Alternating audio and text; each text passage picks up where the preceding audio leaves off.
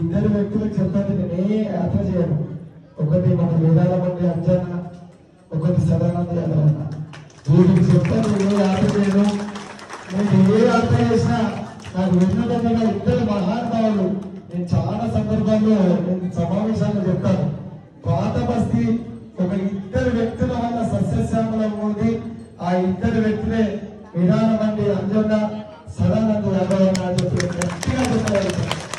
ఎవరికి ఏ ఆపద ఉన్నా, ఎక్కడ పూజా కార్యక్రమం ఉన్నా, ఎక్కడ ఇబ్బంది ఉన్నా బాగుపోతారు మహానుభావులు. మంచి దయగల ఉంటారు. అదే కాకుండా భగవంతుడి సేవలో అనిత్యం ఎవరికి కడుపు నిండా అన్నం పెట్టాలని ఆలోచిస్తున్న మహానుభావులు. వీరికి గట్టి ఆరోగ్యం ఇవ్వాలని అమ్మవారిని, ఆ గోమాతను మరీ కోరుతున్నారు. వీరిద్దరు బాగుంటే యావత్ మన పాత బస్తీ బాగుంటుందని చెప్పి మనస్ఫూర్తిగా కోరుతూ, వారికి అమ్మవారి ఆశీస్సులతో పాటు ఆ గోమాత అనుగ్రహం కూడా ఎప్పటికీ ఉంటుందని మనస్ఫూర్తిగా ఈ పాదయాత్రలో అనిరీక్షం వాళ్ళు బాగుంటారని మనస్ఫూర్తిగా కోరుతూ సంశయం స్వామి,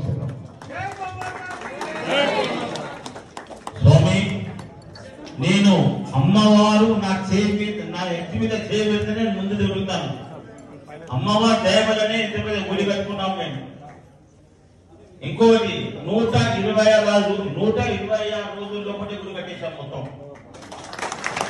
ఇది గోపురంతో సహా, పంచగడంతో సహా. అమ్మవారు ఏంటి మేము చేస్తామా? సాక్షాత్ తల్లి జగజ్జనని నా ఇంట ఉండి చేపించింది, ఇందులో సందేహమే లేదు. ఇంకొక పూట ఎవ్వరికి కూడా ఇంతమంది రోజు 70 మంది 80 మంది ఇక్కడ పని చేసే వాళ్ళు ఉన్నారు. ఎవ్వరికి కూడా ఇట్లా కీర్కపోలేదు. ఈయన కోటిరెడ్డి గారు, ఈయన మొత్తం కాంట్రాక్ట్ అంటే సివిల్ కాంట్రాక్టర్ మొత్తం ఇతనే. టర్మినల్స్ వాళ్ళు వచ్చారు. అంటే 120 ఇంత పెద్ద గుడి కట్టాం కాబట్టి, సాక్షాత్తు జగజ్జని నా తల్లి మా ఇంట ఉంది కాబట్టి మేము ఇంత పెద్ద గుడి కట్టగలిగాం. కాబట్టి ఇప్పుడు నాలాంటి వస్తు మంది ఉన్నారు. అందరం కూడా సంకల్పం తీసుకోవాలి, మనం ఈ పని చేయాలి. ఆ సంకల్పం తీసుకుంటే